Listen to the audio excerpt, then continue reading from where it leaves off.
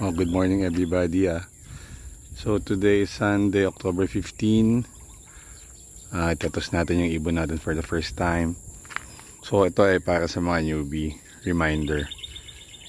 So kung first time kayo mag-aalpas ng ibon, hindi nyo kailangan agad malayo. So nagbibuild kayo ng confidence So kahit 2, 3, 4, 5 kilometers, no? Ganun muna hanggang masanay sila na nakasama-sama sa isang training box. Pwede nyo gawin to the night before, ilagay nyo na sila para alam na nila yung feeling ng siksikan, no? Para madali silang madidiscipline na o pag magkakasama na pala tayo, no need magtukaan. So ganun lang. Tapos nyo siya sa paligid nyo 3-5 kilometers, no? So 2-3 times, and then pwede kayo mag jump up to 10, and then from 10 kung gusto nyo mag 20, then mag 30. Yun nga yung slowly but surely, kasi nga iniingatan natin yung mga ibon natin. So yan, ngayon mag-aalpas naman tayo. So ito ay 20 south.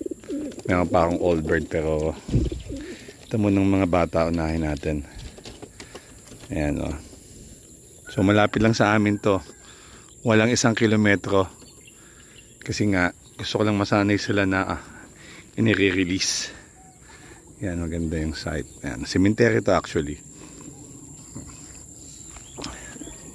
Sa natin yung mga ibon. Yan, first time nila yan. So ito lahat, obviously hindi pa nila alam kung ano gagawin, no?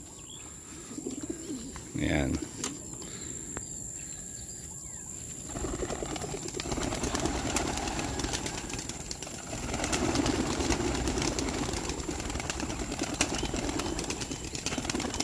Yan, 20 birds. First time nilang makalabas ng training box.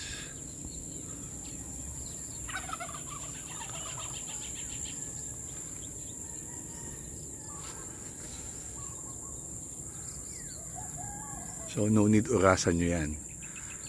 Gusto nyo lang makita kung paano ba sila.